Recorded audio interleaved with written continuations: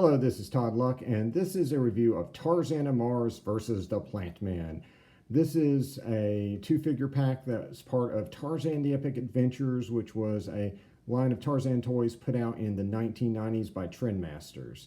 And so, as you can see, this is on the standard packaging for the line, which is absolutely gorgeous. Mine's a little bit worse for wear, as you can see. I bought this at a local toy store, mom and pop place. And sometimes, you know, these packages are just a little torn or worse for wear when you get them. And on the back, you have the cross sell, and in the corner, we can see this is worth 2 Tarzan points, 1 for each figure. So this is pretty standard packaging. So let's just go ahead and open this up and take a look at the figure within. So here they are with everything they come with out of the packaging. They do, of course, come with a Tarzan badge. This is red because this is for Mars. These are great display items. They look beautiful. However, you will get a ton of these if you collect a line because they come with almost every single figure. As far as getting the figures to stand, as you can see, Tarzan is standing on his own. That took a lot of effort. He doesn't have leg articulation, but if you push down and get him to balance just right, you can get him to stand. It's difficult, but it's possible. Plantman, on the other hand, there is a lot of effort to get this guy to stand because he's got a tail that's touching the ground. He's got 2 feet touching the ground.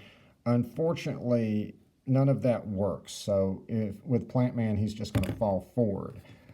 So that means you have to kind of lean him against something to get him to stand, or perhaps some sticky tack on the bottom of his foot might solve that problem as well. So let's take a look at the figures individually, just looking at their sculpt. So there's no articulation on Plantman's body here. His only articulation is on his head, which is kind of creepy. But the sculpt here is just absolutely gorgeous. I mean, this is straight out of the novel, and I love the attention to detail. You know, we even got a little place for him to, you know, drain your blood there. We've got a little Plantman baby or embryo. I'm not sure. I'd have to go back and read the novel. But, you know, it's a little bitty Plantman growing there. You know, we got the tail, and it's just a really gorgeous little figurine. I love it. This is actually the second Plantman figure in the line. The first one was articulated, so you could like bend the tail and stuff, and of course his tentacles. And so then we have Tarzan of Mars, and so the head is pretty standard for this series, but it's quite nice. You know, you have detail in the hair, you know, nice facial details, and of course it rotates.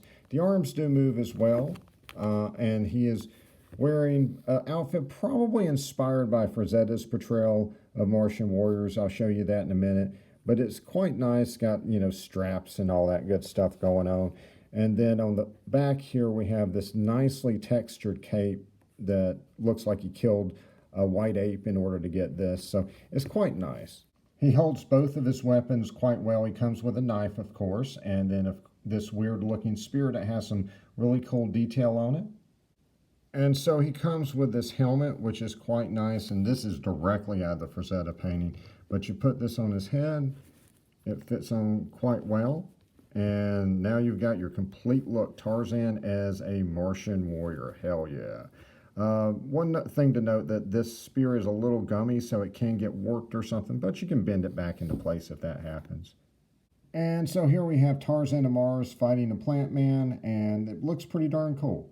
And so where the Mars stuff in this line comes from is that Edgar Rice Burroughs, the creator of Tarzan, also wrote a series of novels set on Mars.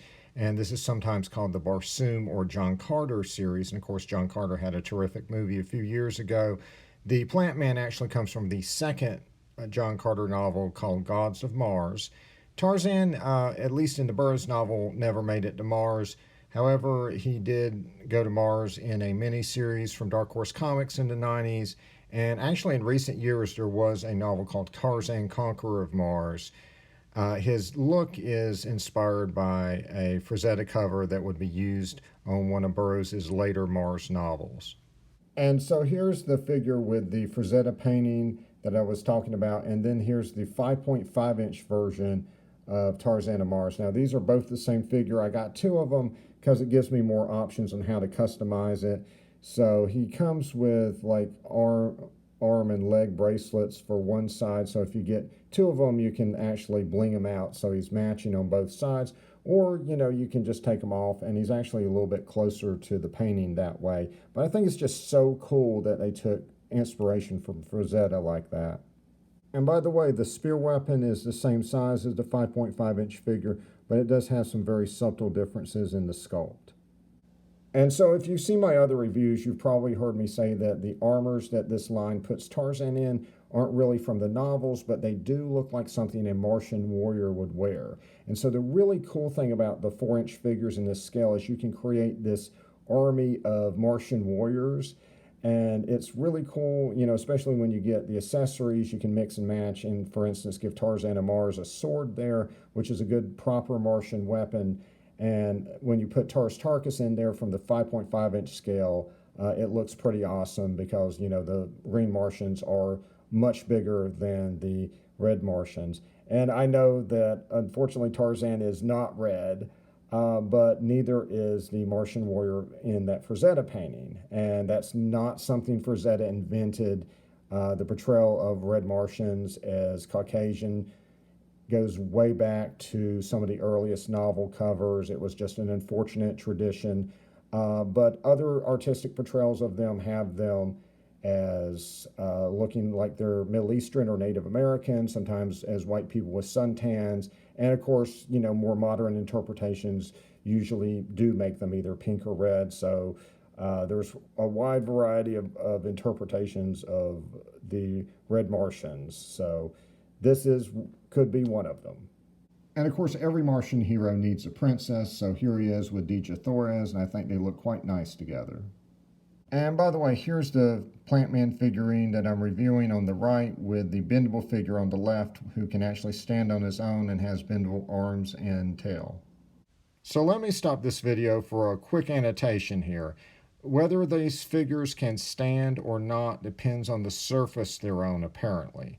So I couldn't get Plantman to stand on my kitchen table where I shot the review. However, afterwards when I put him on my bookshelf to display, he stood perfectly. Every single time I put him down, no matter what shelf I put him on, he stood perfectly on my bookshelf. Now, if I tried him on my desk where I shoot my comic book reviews, he would fall down. And Tarzan of Mars is the complete opposite. He cannot stand on my bookshelf, but he could stand on my kitchen table and my desk.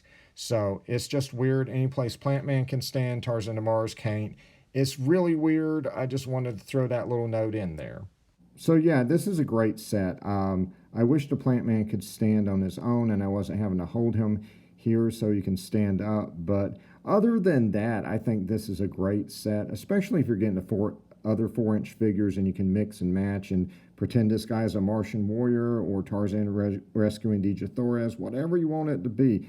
I think it's just a really, really cool little set of figurines here. All right, like and subscribe for more videos, and until next time, see ya.